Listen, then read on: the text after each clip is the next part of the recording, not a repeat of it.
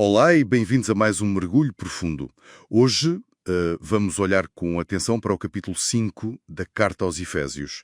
Temos connosco um estudo teológico bastante detalhado como base. Olá, sim, é um texto riquíssimo. Exato. E a nossa ideia, pronto, é tentar perceber as ideias centrais sobre luz, sobre amor e, claro, aquele grande mistério ligado ao casamento que surge mais no fim. Uhum. Antes de mais, talvez contextualizar um pouco a carta. Provavelmente do final do século I, canónica, claro, e o propósito, ao que parece, não era tanto corrigir um problema específico, mas mais fortalecer a identidade, a unidade da Igreja. Sim, num ambiente que era, bem, desafiante, Éfeso era uma metrópole pagã, não é? O culto a Ártemis ou Diana para os romanos era enorme e estava muitas vezes ligado àquilo que o texto chama de porneia, a imoralidade sexual, e à plenexia, a ganância, a cobiça. Que o autor chega a equiparar a idolatria, certo? Exatamente, uma ligação muito forte. E a sociedade era claramente patriarcal, o modelo greco-romano da família. As exortações do capítulo 5 têm tudo isto como pano de fundo, como resposta. Faz sentido. E a estrutura da carta ajuda a ver isso, não é? Primeiro a doutrina, capítulos 1 a 3, tipo quem somos em Cristo, e depois a prática, 4 a 6, como viver. O capítulo 5 está mesmo ali no meio da prática. Precisamente. E aquele ponto-chave, a ética vem da identidade. Outrora erais trevas, agora sois luz. Andai como filhos da luz. Quer dizer, o comportamento decorre de quem se passou a ser. É mesmo isso. E logo nos versículos 1 e 2 temos aquele imperativo inicial: sede imitadores de Deus. Mas logo a seguir qualifica, como filhos amados. A imitação vem dessa relação, dessa filiação. E depois o andai em amor, HP. Como é que esse amor é definido aqui? Bem, é definido pelo exemplo ácimo, o autossacrifício de Cristo. Ele deu-se por nós, e isso é descrito como uma oferta, um sacrifício de aroma agradável a Deus. Portanto, imitar Deus, neste contexto, é imitar este tipo de amor que se dá. A santidade redefine-se aqui. Isso cria um contraste brutal com o que vem a seguir, nos versículos 3 a 14.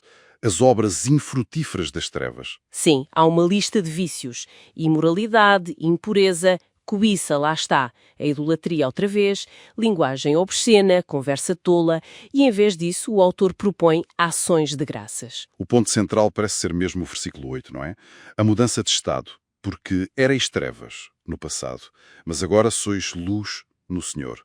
A identidade mudou. Exato. É uma transformação quase ontológica no ser, e por isso a conduta, o andar, tem de seguir essa nova identidade. O fruto da luz é descrito como bondade, justiça e verdade. E essa luz parece ter um papel ativo. Versículo 11 diz para reprovar as obras das trevas. Sim, a luz expõe. Não é uma luz passiva. Há até quem veja no versículo 14 um possível fragmento de um hino batismal antigo. Desperta, ó tu que dormes, levanta-te dentre os mortos, e Cristo te iluminará. Um chamado forte ao despertar espiritual. Quase uma dimensão missionária da santidade, então, de trazer luz ao mundo. Pode-se interpretar assim, sim, uma chamada à consciência, no meio de um mundo que o autor vê como estando em trevas, adormecido. Depois, nos versículos 15 e 20, o foco muda para o andar com sabedoria, com prudência. Fala em remir o tempo. O que significa isso exatamente? A expressão grega, exagorazomenoi ton kairon, sugere mais do que apenas gerir o tempo. É algo como aproveitar a oportunidade estratégica, o momento certo, porque os dias são maus. Há uma urgência. E surge outro contraste. Não se embriagar com vinho, que leva à dissolução, à perda de controlo. Mas antes, enche-vos do Espírito. E o verbo grego aqui está no imperativo presente passivo. Sugere uma ação contínua, algo que se recebe passivamente de Deus, mas que deve ser uma constante, continuamente sendo cheios. E como é que se manifesta essa plenitude do Espírito? Não parece ser só uma experiência interior. De todo. Os versículos seguintes, 19 e 21, mostram as manifestações comunitárias. Falar uns aos outros com salmos, hinos, cânticos espirituais, cantar e louvar no coração ao Senhor. Dar graças constantemente por tudo. E, crucialmente, o versículo 21. Sujeitando-vos uns aos outros no temor de Cristo. A submissão mútua. Isso é fundamental, imagino. É fundamental e é a base para o que segue. A plenitude do espírito revela-se, em grande parte, na qualidade das relações dentro da comunidade, marcadas por este serviço e respeito mútuo. E é esse versículo 21 que faz a ponte para a secção mais famosa e talvez controversa sobre o casamento, nos versículos 22 a 33, o tal grande mistério. Exatamente. O autor usa a forma dos códigos domésticos greco-romanos, os Austapheln, que eram comuns na época e definiam os deveres dos membros da casa.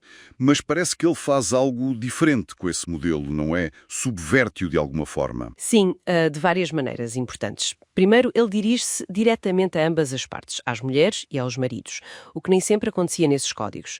Segundo, embora peça à esposa para se sujeitar, hipotássao, o mesmo verbo raiz do V21, aplicado agora especificamente ao marido como ao senhor, enquadrando isso na obediência a Cristo e na dinâmica mútua já estabelecida. E ele impõe ao marido algo que não tinha paralelo na cultura da época, certo? Certo.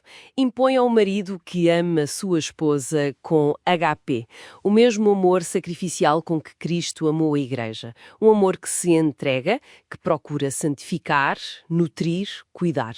Esta exigência de amor sacrificial ao marido era radicalmente nova. E ainda há o debate sobre o termo kefalé, cabeça. Sim, se significa primariamente liderança-autoridade, como defendem os complementaristas, ou se o foco está mais em fonte, origem, sustento, como argumentam os igualitários.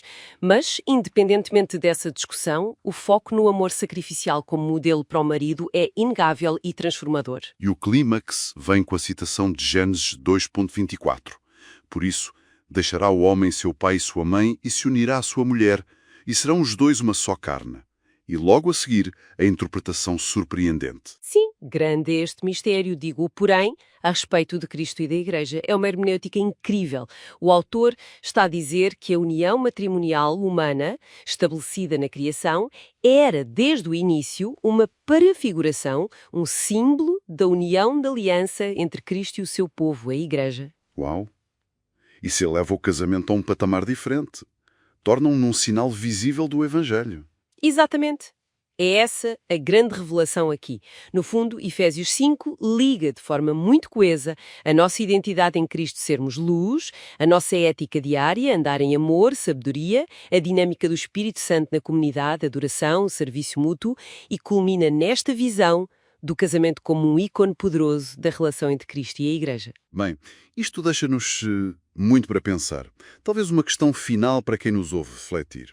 Se o casamento é apresentado como este grande mistério que espelha Cristo e a Igreja, de que forma é que esta perspectiva poderia alterar não apenas o modo como se encara o próprio matrimónio, mas, na verdade, todas as relações dentro de uma comunidade de fé? Quer dizer, que implicações tem começar a ver as nossas interações do dia-a-dia como potenciais reflexos de verdades divinas mais profundas? Fica a reflexão.